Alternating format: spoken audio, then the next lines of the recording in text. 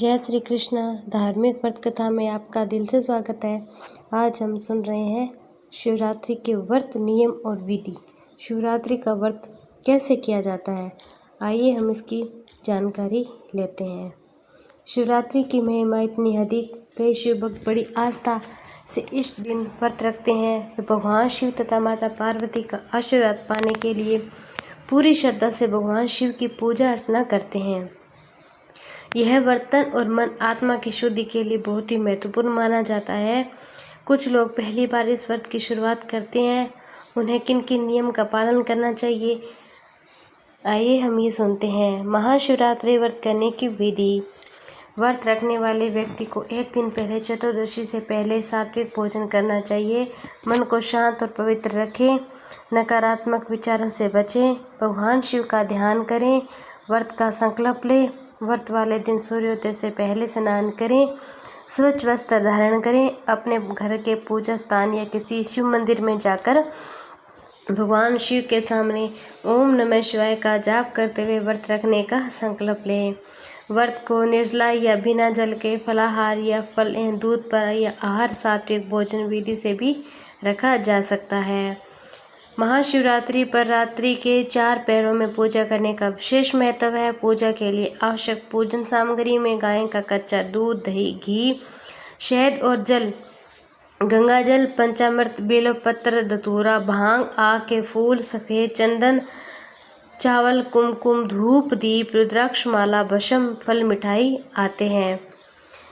पूजा करने का तरीका। पहला पहर शाम 6 बजे से 9 बजे शिवलिंग पर पंचामृत से अभिषेक करें।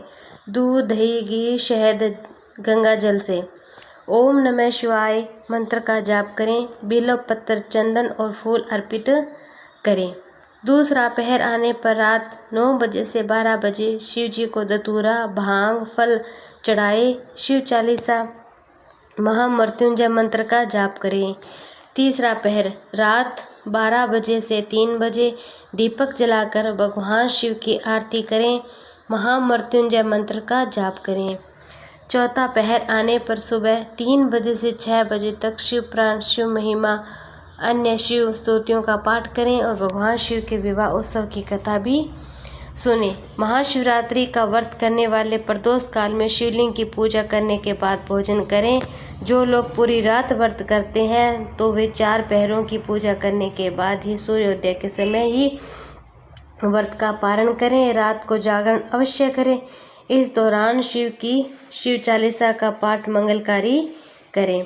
व्रत खोलने की विधि। अगली सुबह महाशिवरात्रि के दिन सूर्योदय के स्नान के बाद भगवान शिव की आरती करें, शिवलिंग पर जल चढ़ाएं, सफ़ेद मिठाई का भोग लगाकर या फल, फूल, दूध, सात्विक भोजन ग्रहण करके ही व्रत अपना खोलें। में पार्वती जी का कठोर तप और शिव जी की सदियों की प्रतीक्षा समाहित है। इन दोनों ने जितने अद्भुत जीवन साथी आज तक कोई नहीं हुआ। तीनों लोकों के स्वामी होकर भी शिव जी के पास ना समय की धरा, ना ही समय का आकाश, बस प्रकृति की गोद में बसा कैलाश पर्वत ही उनका निवास स्थान है। दूसरी पार्वती जी हर जन्म में राजकुमारी या बड़े घर की कन्या हुई, फिर भी उन्होंने अपने जीवन में शिव जी से अधिक किसी को भी नहीं चाहा, कभी नहीं किसी की ओर देखा। शिव सकल सृष्टि स्वामी, परंतु अज्ञानियों की दृष्टि में एक अघोरी से ज़्यादा कुछ नहीं। पर उस दिव्य स्वरूपा देवी ने शिव जी को जो पूर्णता दी, उससे वे देवों के देव महादेव बन गए। पुराणों में वर्णित पार्वती जी ने शिव की अर्धांगिनी बनने के लिए 108 बार जन्म लिया। अंतिम 108वीं बार में पार्वती जी बनी। पार्वती जी के स्वरूप से पहला उनका जन्म दक्ष प्रजापति की कन्या के रूप में हुआ था। तब उस जन्म में उन्होंने प्रेम से वशीभूत होकर शिव संग प्रेम विवाह किया, परंतु उनके पिता प्रजापति की इच्छा रही थी कि सती विष्णु जी को वरण करे ताकि वे सब प्रकार के वैभव से युक्त व प्रसन्न रहे। पर सती तैयार न हुई थी, बल्कि उन्होंने घोषणा कर दी कि मेरा वास्तविक सुख तो महादेव में ही निहित है। सती रूप में शिव जी की भक्ति और दृढ़ता से उन्हें पति के रूप में पाया। इसी से बाद दक्ष प्रजापति शिव के विरोधी बन गए थे। अपना सबसे बड़ा शत्रु अपने ही जमाता शिव जी को मान लिया था। शिव जी को तुच्छ दर्शाने के लिए दक्ष ने एक महायज्ञ का आयोजन भी किया था, जिसमें सभी देवी और देवता, यज्ञ के नर, साधु, संत, ऋषि, मुनियों को बुलाया, बस समय की पुत्री और जय माता को छोड़कर। इस यज्ञ में जाने हेतु पार्वती जी ने शिव जी को बहुत समझाया, पर आमंत्रित तो प्रायों को किया जाता है, अपनों को नहीं। वहां बिना बुलाए पहुंची तो उन्हें बहुत ही अपमानित होना पड़ा था। उन्हें शिव की बात ना मानकर गलती हो जाने का भान हुआ। जब उन्होंने शिव जी के प्रति अपमानजनक शब्द सुने तो वे यज्ञ के अग्निकुंड में कूद गई थी, और शिव जी को जब पता चला तो उनके गणों ने यज्ञ भंग कर दिया। सती ने पुण्य जन्म में पुण्य शिव जी से मिलने का वचन देकर उन्हें प्राण त्याग दिए थे। शिव जी माता सती के मर्त शरीर के लिए घूमते रहे। तब विष्णु जी ने सुदर्शन चक्र से 51 भागों में सती का तन काट दिया, और जो आज भी 51 शक्तिपीठ के रूप में स्थापित है। वर्षों वर्ष शिव जी का वियोग कम नहीं हुआ, बल्कि बढ़ता ही गया। वे संसार से विरक्त हो गए थे। इधर सती ने वादा निभाते हुए पर्वतराज हिमवान रानी मेना के घर पुत्री के रूप में पुण्य जन्म लिया, और पर्वतराज की पुत्री होने के कारण उन्हें पार्वती के नाम से नाम मिला। नारद जी ने किशोरी पार्वती जी को जीवन साथी के रूप में शिव जी को पाने के लिए तपस्या का मार्ग बता दिया। तब पार्वती जी ने अपनी सखी हृदय की बात बताई। उनकी सखी उन्हें घोर जंगल में लेकर गई, जहाँ पार्वती जी ने अन्न जल परित्याग करके विभिन्न कठोर से कठोर तप वर्षों तक किए। तब शिव जी ने सप्त ऋषियों द्वारा पार्वती जी को समझाने के लिए भेजा। समय भी वटु भेष में समझाने हेतु पहुंचे थे, परंतु शिव जी ने माता पार्वती जी के दृढ़ संकल्प के आगे हार स्वीकार कर ली, और वे माता पार्वती के संग में विवाह सूत्र में बनने से तैयार हो चुके थे। इस वचन को शिव जी ने फाल्गुन मास कृष्ण पक्ष की चतुर्दशी शिवरात्रि पर पूर्ण किया था। शिव और शिवा का महामिलन शिवरात्रि के दिन ही हुआ था, इसीलिए यह दिन महाशिवरात्रि बन गया।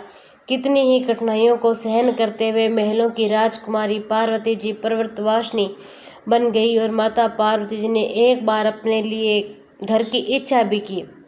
तब शिव ने कहा उन्हें लंका बनाकर भी दी थी। तब वास्तुवीप पर रावण जो दक्षिणा में शिव जी को पाने की इच्छा से पूजन करने आया, पार्वती जी ने सोने की लंका उसे भेंट में दी, परंतु शिव जी को रावण के साथ जाने नहीं दिया।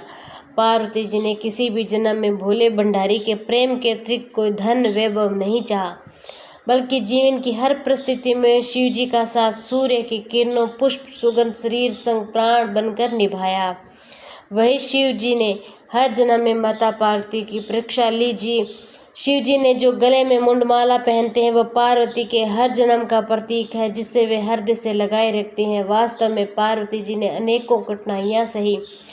शिव जी ने वियोग से आज जिससे सभी पूजन सरलता से प्राप्त हो जाए, उनका जीवन कभी पूजनीय नहीं बनता। अतः दोनों ने प्रेम पूर्वक प्रेम की परिभाषा दी है। आज के युग में जहाँ प्रेम प्रीत मायने बदल गए हैं, जहाँ प्यार का स्थान अर्थ भोग विलास से लिया गया है, वहाँ शिव और शिवा का निश्चल निस्वार्थ अडिग प्रेम सभी के लिए प्रेरणादायी है। तभी तो आज भी भक्तगण सदियों के बाद भी संपूर्ण हुए प्रेम दिवस को महाशिवरात्रि के रूप में विशेष उल्लास उमंग ऊर्जा से मंदिर मंदिर घर पंडालों में पूजन व्रत करते हुए रात्रि जागरण के साथ मनाते हैं।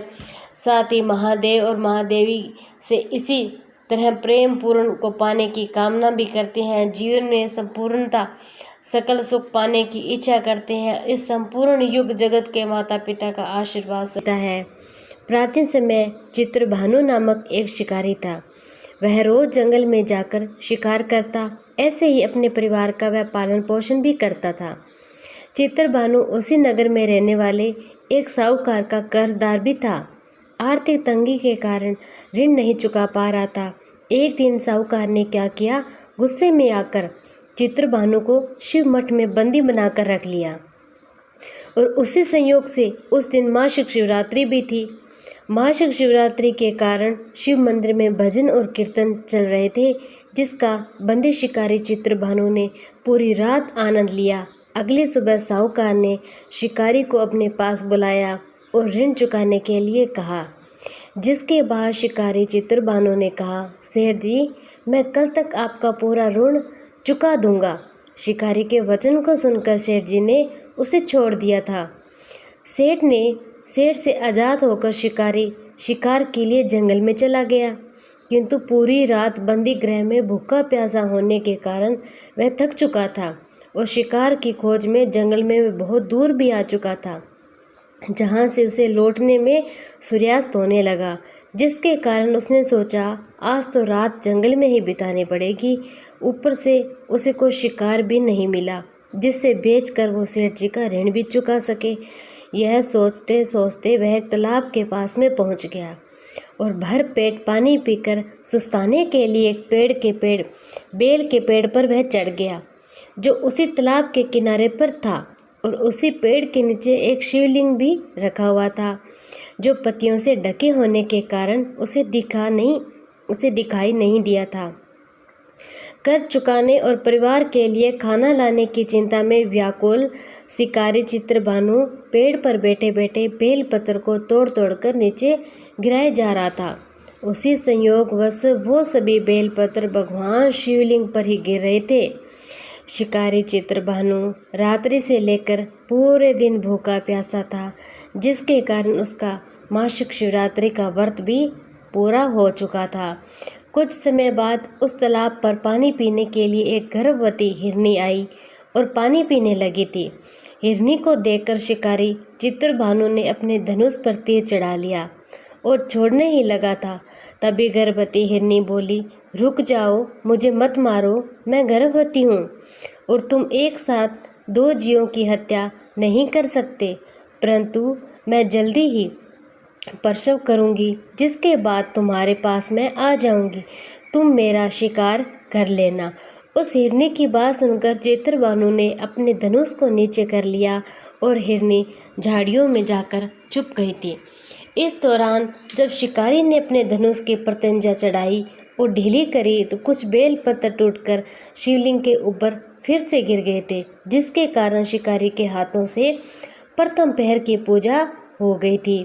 कुछ समय बाद दूसरी हिरनी आई और झाड़ियों से निकली, जिसे देखकर शिकारी का खुशी का ठिकाना न रहा था। चित्रभानु ने हिरनी का शिकार करने के लिए फिर से धनुष उठाया और तीर छोड़ने लगा। तभी हिरनी बोली, शिकारी, आप मुझे मत मारो, मैं अभी ऋतु से निकली हूँ, अपने पति से बिछड़ गई हूँ, उसी को ढूंढती हुई मैं यहाँ तक आ पहुँची हूँ। मैं अपने पति से भेंट कर लूँ, उसके बाद तुम मेरा शिकार कर लेना। यह कहकर वह हिरनी वहाँ से चली गई। इस दौरान शिकारी चित्रभानु 2 बार अपना शिकार खो दिया था, जिससे वह और चिंता में पड़ गया। उसे सेठ जी का ऋण भी चुकाना था और चिंता हो रही थी। जब शिकारी ने दूसरी बार हिरनी का शिकार करने के लिए धनुष पर प्रत्यंजा चढ़ाई और फिर कुछ बेलपत्र धनुष पर टकराने के कारण टूटकर शिवलिंग पर आ गिरे थे। ऐसे में पूजा का दूसरा पहर भी संपन्न हो चुका था। ऐसे में अर्धरात्रि बीत गई थी। कुछ समय बाद एक हिरनी अपने बच्चों के साथ तालाब पर पानी पीने के लिए आई। इस बार चित्रभानु ने बिना देर किए धनुष पर प्रत्यंजा चढ़ाई, तीर को छोड़ने लगा। तभी वह हिरनी बोली, हे शिकारी, आप मुझे अभी मत मारो, यदि मैं मर गई तो मेरे बच्चे अनाथ हो जाएंगे। मैं इन बच्चों को इनके पिता के पास छोड़ आऊं, जिसके बाद तुम मेरा शिकार कर लेना। उस हिरनी की बात सुनकर शिकारी चित्रभानु जोर जोर से हंसने लगा था। कहा, सामने आए शिकार को मैं कैसे छोड़ सकता हूँ, मैं इतना भी मूर्ख नहीं हूँ। 2 बार मैंने अपना शिकार खो दिया है, अब तीसरी बार मैं इसे नहीं खोना चाहता हूँ। शिकारी की बात सुन हिरनी बोली, हे शिकारी, जिस प्रकार तुम्हें अपने बच्चों की चिंता सता रही है, उसी प्रकार मुझे अपने बच्चों की भी चिंता सता रही है। मैं इनके पिता के पास इन्हें छोड़कर वापस आ जाऊंगी, जिसके बाद तुम मेरा शिकार कर लेना, मेरा विश्वास करो। हिरनी की बात सुनकर शिकारी को दया आ गई और उसे जाने दिया। इसी प्रकार शिकारी के हाथों से तीसरी पहर की पूजा भी हो चुकी थी। कुछ समय बाद एक मृग वहां पर आया।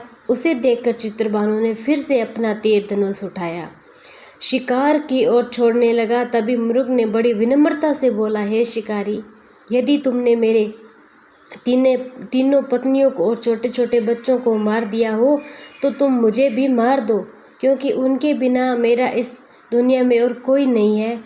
यदि तुमने उनको नहीं मारा तो मुझे भी जाने दो, क्योंकि मैं उन तीनों हिरनियों का पति हूँ और वे मेरी ही तलाश कर रही है। यदि मैं उन्हें नहीं मिला तो वे सभी मर जाएंगी। मैं उन सभी से मिलने के बाद तुम्हारे पास आ जाऊंगा, जिसके बाद तुम मेरा शिकार कर सकते हो। उस मुर्ग की बात सुनकर शिकारी को पूरी रात की घटना चक्कर समझ आ गया। मुर्ग ने शिकारी को कहा, मेरी 3 पत्नियां जिस प्रकार प्रण करके गई है उसी प्रकार वो वापस आ जाएगी, क्योंकि वो तीनों अपने वचन की पक्की है। यदि मेरी मृत्यु हो गई तो वो तीनों अपने धर्म का पालन नहीं करेगी। मैं अपने पूरे परिवार के साथ शीघ्र ही तुम्हारे सामने आ जाऊंगा। कृपया करके अभी मुझे जाने दो।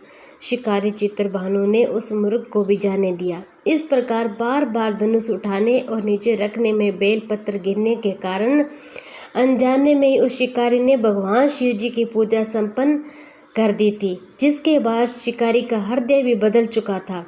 उसके मन में भक्ति की भावना उत्पन्न हो चुकी थी। कुछ समय बाद मृग अपने पूरे परिवार यथार्थ तीनों हिरनियों के साथ बच्चों के साथ उस शिकारी के पास आ चुके थे। कहा कि हम अपनी प्रतिज्ञा के अनुसार हे शिकारी, आप हमारा शिकार कर सकते हैं। जंगल के पशुओं की सच्ची भावनाओं को देखकर शिकारी चित्रभानु का हृदय पूरी तरह से पिघल गया था। उस दिन से उसने शिकार करना ही छोड़ दिया।